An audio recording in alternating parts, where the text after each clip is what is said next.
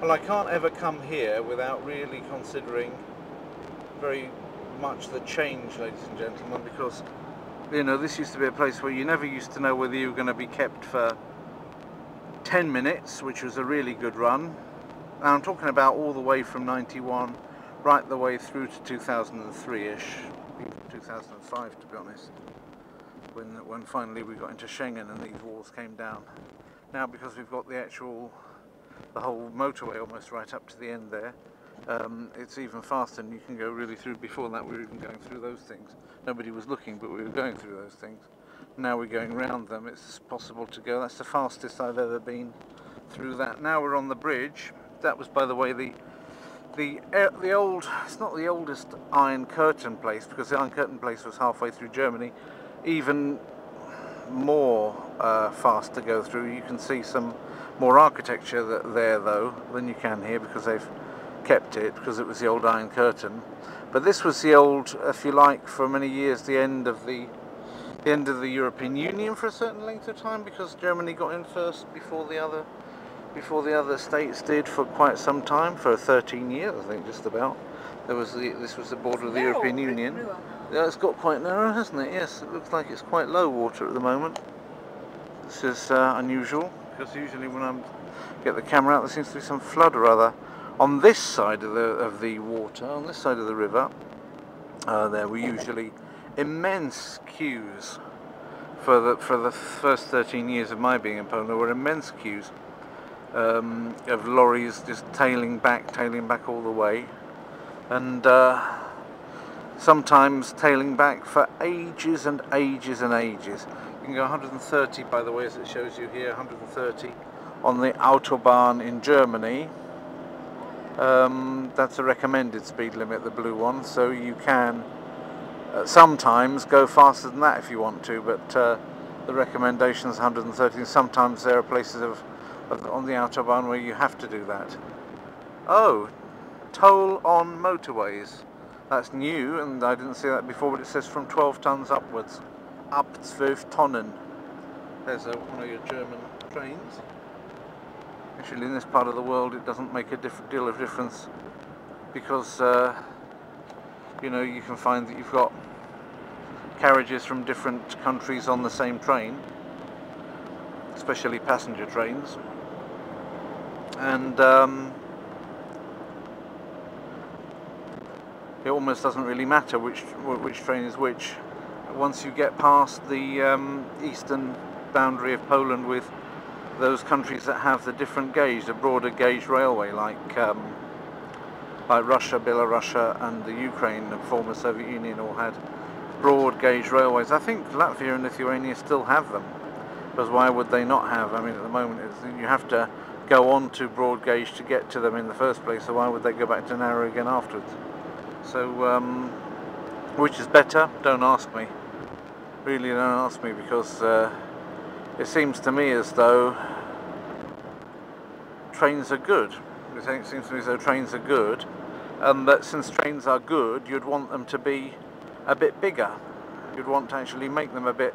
You'd like to have them sit more broadly, and you'd like to have the rails that they therefore travel on a bit broader,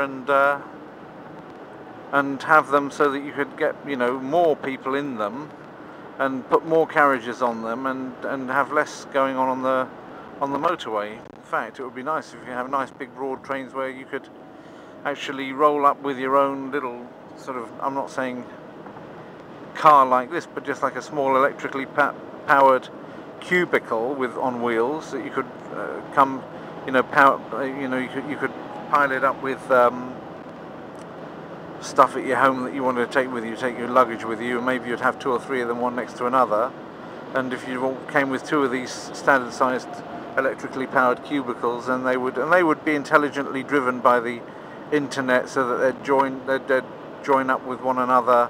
You know, you just sit there and read the paper, or just sit down and just relax, and this cubicle would just take you where you wanted to go, and then it would put you on one of these very enlarged trains, and then just take you wherever you wanted to go. When you got to the most appropriate station to come off, it would, you know, you would then, with the system, would take you off and would take you there, and you'd just basically be able to go to sleep if you wanted to through the whole thing. You could have a bed inside if you wanted, or you could just have chairs and what have you, and just this little cubicle would just do your sort your transporting issues out for you, along with all these other people. Just have a window in it any old way, you know, so you could look out if you wanted to.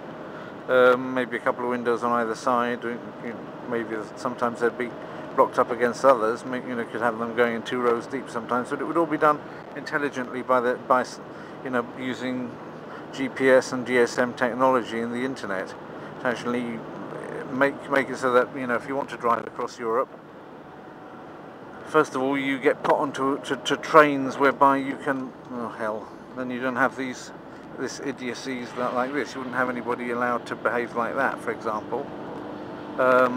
And you wouldn't have anybody being more sluggish than others. You'd have goods and people sorted out on different tariffs and different levels, and you wouldn't have to, you know, yourself put any work into it and sit in a car actually considering the road, looking in the mirror, doing all the things you need to do to drive, which means it takes up a good 30% of your attention, even when nothing's happening.